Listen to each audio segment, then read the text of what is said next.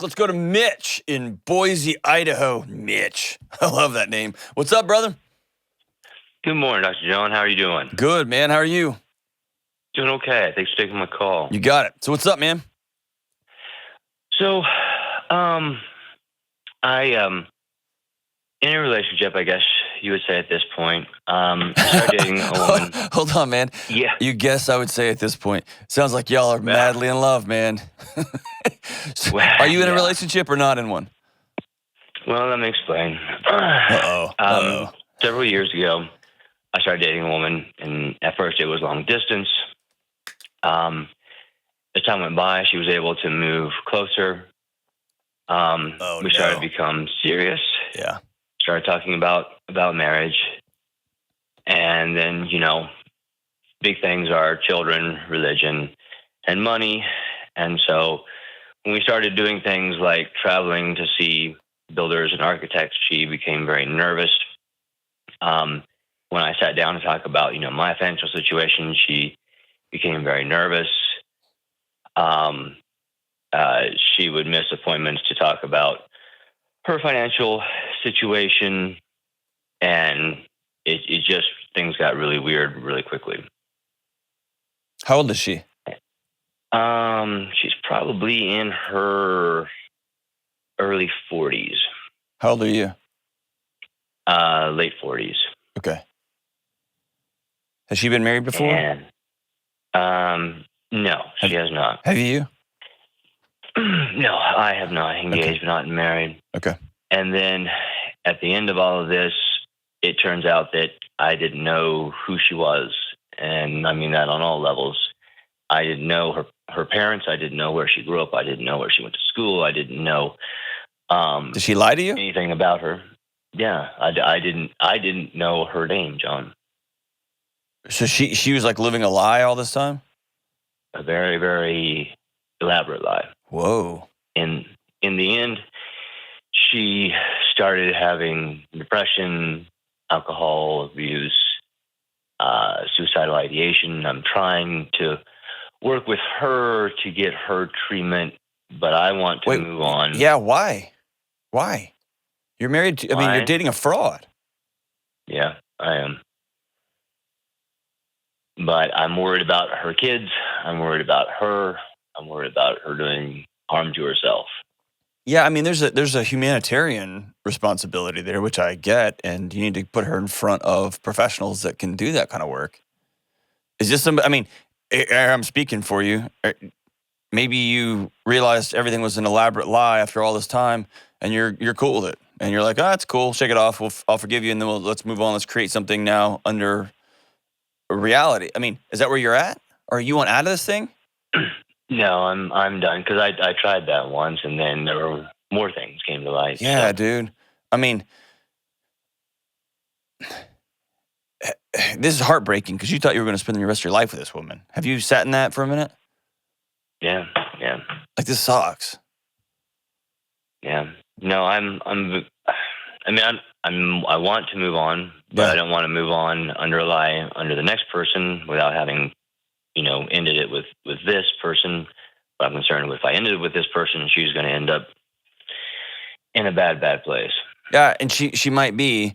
Your responsibility is to treat her with dignity and respect and to call 911. It's not to continue a janky, stumbly pseudo-romantic relationship with somebody just because you're trying to help her out. That's not helping anybody. In fact, that's part of the ruse. That's part of the game. Is that she'll drag you along and you become like a leaky oxygen tank for her until she can find the next thing.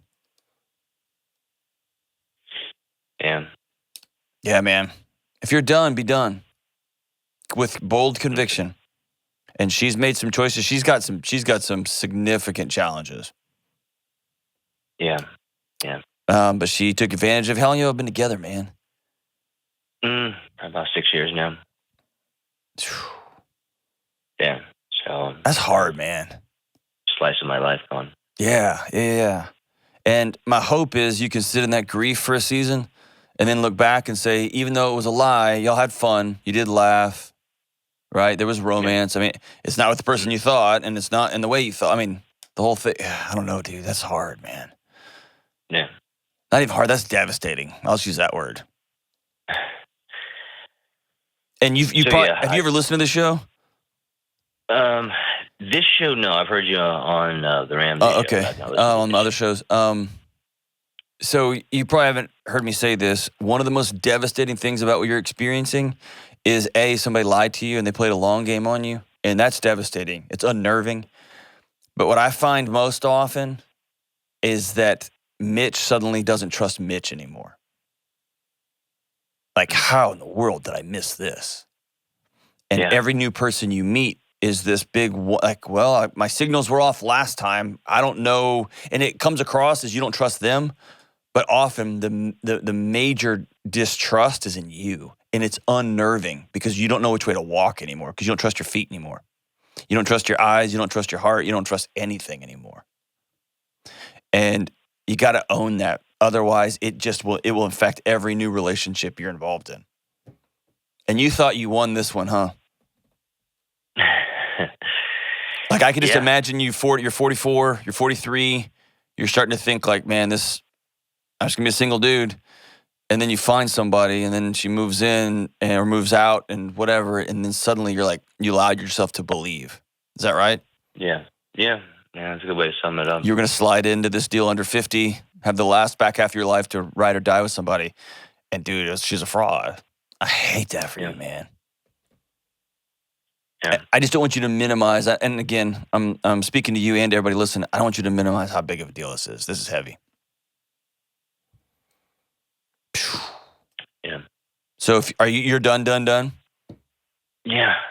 I mean, there's nothing to build on when trust has been betrayed over and over, in a huge way. There's just no way to build it from it. So do y'all live together? Yeah. So what does a breakup look like for you?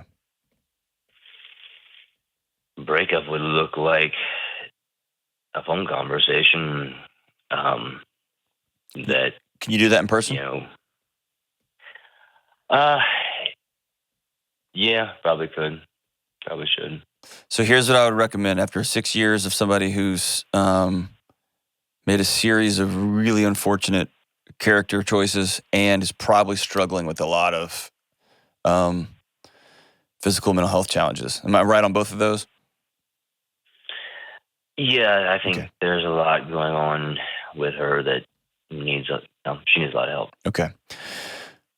Most of the time, folks in this situation create a breakup event, and it's got a lot of prelude and a lot of talking and a lot of hugging and crying and negotiating. And what I would recommend is putting your thoughts in a letter and having an in-person conversation that is, on the whole, very, very short. Is this going to be a stunning surprise to her? Surely she knows this is coming in some shape, form, or fashion. Well, she knows I'm definitely not happy with her. Okay. I think that's part of what's led to the alcohol abuse and et cetera, et cetera. Okay. So, and this is the same with when you have to fire somebody. This is the same when you're breaking up with somebody. This is the same, like, the conversation should be 15 minutes, 10 minutes. This relationship is officially done. I am ending this relationship. I don't want to talk with you anymore. If you want to, like, my heart is in this letter right here. And here's what that does. As soon as you say those words, boom, her ability to think critically is off. She's in fight or flight. So her thinking brain is off. Her survival brain is in full. She will say anything, do anything. And some of that stuff will be true. Some of it will be, I'm so sorry. And then it will get into threats, and I'm going to do this. If you write it in a letter, she can go back to it over and over and over and over again. And she can't begin to misconstrue and mischaracterize what you say and how you said it. And so a very clear facts are your friends. I'm standing at the doorway of a home. Ma'am, your husband was in a car wreck today and he has died. Period. Just like that. Not, well, there was rainy outside. It was a dark, stormy night. Nope. Here's exactly what happened. That's what I'm recommending with you, is to have an in-person conversation and let her know this conversation. I mean, if that's where you're going with it, if you get in that conversation and you choose that you want to stick with her, great. But I'd spend some time processing that thing. And then, man, please go talk to somebody, even if it's once or twice, just to get all of that out. Because you got to rebuild some trust with Mitch, man. Okay. And if you think she's going to hurt herself, make sure you've got 911 there, or if you need to have a social worker with you, or if she's got a psychiatrist that you want to reach out to, you can call her counselor, her psychologist, her psychiatrist, and say, I'm going to be terminating my relationship with this person today or tomorrow. They can't call you back. They can't even tell you that they're seeing her. But No, I know that, yeah. But they can take data one way. Okay.